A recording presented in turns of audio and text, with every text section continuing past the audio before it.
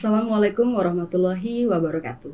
Shalom, Om Swastiastu, Namo Buddhaya, salam kebajikan, salam sehat, salam bela negara.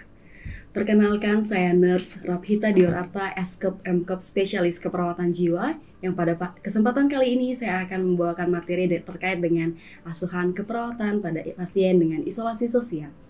Apa kabar rekan-rekan mahasiswa sekalian? Semoga dalam keadaan sehat dan berbahagia.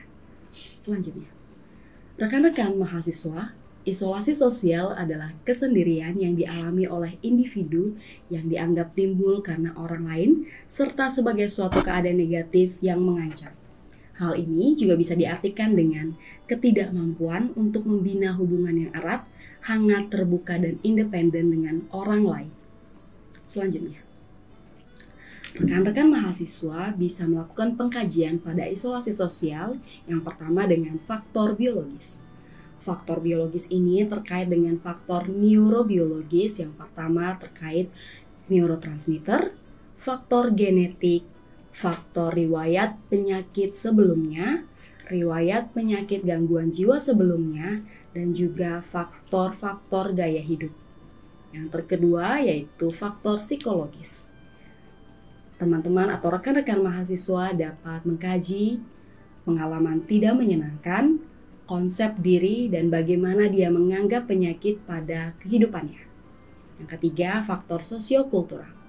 Hal ini terkait dengan pendidikan, pekerjaan, dan juga spiritualitas. Selanjutnya, rekan-rekan mahasiswa dapat mengkaji tanda dan gejala pada isolasi sosial.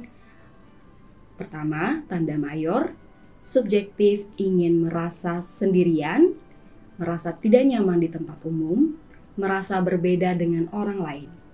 Objektif, menarik diri, menolak melakukan interaksi, afek datar, afek sedih, afek tumpul, tidak ada kontak mata, tidak bergairah atau lesu. Tanda minor, subjektif, menolak berinteraksi dengan orang lain, merasa sendirian, merasa tidak diterima, tidak mempunyai sahabat. Objektif, menunjukkan permusuhan, tindakan yang dilakukan berulang, bahkan tindakan yang tidak berarti. Selanjutnya, intervensi pada pasien dengan isolasi sosial dibagi menjadi 3, yaitu intervensi individu, kelompok, dan keluarga. Yang pertama, kita akan membahas terkait dengan intervensi individu yang dilaksanakan pada strategi pelaksanaan isolasi sosial. Ada 4 strategi pelaksanaan isolasi sosial. Yang pertama, diskusikan keuntungan berinteraksi dengan orang lain dan keuntungan melakukan kegiatan bersama dengan orang lain.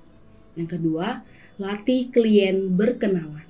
Selanjutnya, latih klien bercakap-cakap serta melakukan kegiatan sehari-hari yang diakhiri dengan melakukan kegiatan sosial seperti berbelanja, ke rumah ibadah, ke arisan, dan ke bank, dan juga lain-lain. Selanjutnya, lalu, kita akan melaksanakan intervensi kelompok dan keluarga. Intervensi kelompok, rekan-rekan mahasiswa dapat melaksanakan terapi aktivitas kelompok sosialisasi atau TAK sosialisasi. TAK sosialisasi dibagi menjadi 7 sesi. Yang pertama, memperkenalkan diri, lalu berkenalan, bercakap-cakap dengan topik yang umum, bercakap-cakap dengan topik yang tertentu, bercakap-cakap masalah pribadi, bekerja sama, dan mengevaluasi kemampuan sosialisasi untuk TAK sosialisasi pada sesi yang terakhir. Lalu dilanjutkan dengan terapi atau intervensi keluarga. Yang pertama, kaji masalah klien yang dirasakan keluarga dalam merawat klien. Yang kedua, menjelaskan proses terjadinya isolasi sosial yang dialami klien. Yang ketiga, mendiskusikan cara merawat isolasi sosial dan memutuskan cara merawat yang sesuai dengan kondisi klien. Dan jangan lupa untuk melatih keluarga cara merawat isolasi sosial. Selanjutnya, berikut hasil penelitian terkini yang teman-teman dapat buktikan bahwa semua intervensi, baik itu individu, keluarga, maupun kelompok, efektif untuk menurunkan isolasi sosial. Yang pertama dari Rahman et al. Tahun 2022 disebutkan bahwa TAK atau terapi aktivitas kelompok efektif menurunkan isolasi sosial. Penurunan skor ini hingga 65% bermakna dengan p-value kurang dari 0,001. Yang kedua, penelitian Wijaya tahun 2023 menunjukkan bahwa intervensi individu atau strategi pelaksanaan yang disebut dengan SP meningkatkan kemampuan interaksi sosial. Peningkatan interaksi sosial ini meningkat sebesar 78%. Yang ketiga, penelitian terbaru yang dilaksanakan oleh Diorarta R, Keliat BA, dan Putri YS tahun 2024 menyatakan bahwa penurunan tanda dan gejala yang paling tinggi didapatkan pada aspek yang kognitif.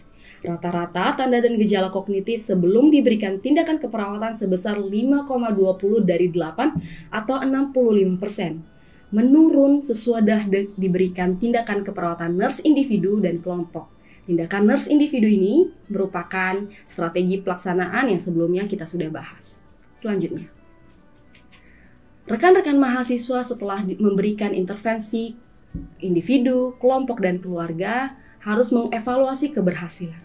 Evaluasi keberhasilan dibagi menjadi 3 kriteria, yaitu mampu memulai pembicaraan dengan orang lain, aktif berpartisipasi dalam berbagai aktivitas, menunjukkan peningkatan dalam interaksi sosial. Hal ini diharapkan rekan-rekan mahasiswa dapat mengkaji semuanya. Hal ini juga harus rekan-rekan mahasiswa dokumentasikan. Gunakan format SOAP yang pertama subjektif, objektif, analisis, dan juga planning. Sebagai perawat, rekan-rekan mahasiswa harus memfollow up, yaitu merencanakan tindak lanjut yang sesuai dengan kebutuhan klien. Selanjutnya, berikut adalah referensi yang rekan-rekan mahasiswa dapat baca selanjutnya untuk meningkatkan kemampuan dan pengetahuan rekan-rekan mahasiswa terkait dengan asuhan keperawatan pada pasien dengan isolasi sosial. Selanjutnya, baik rekan-rekan mahasiswa, sekian materi yang saya sampaikan pada video kali ini.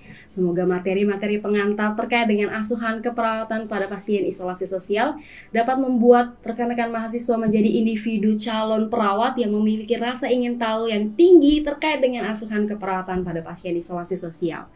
Sampai bertemu pada pertemuan selanjutnya. Salam sehat jiwa. Akhir kata, wassalamualaikum warahmatullahi wabarakatuh. Shalom, Om Santi Santi Om, Namo Buddhaya, salam kebajikan, salam bela negara.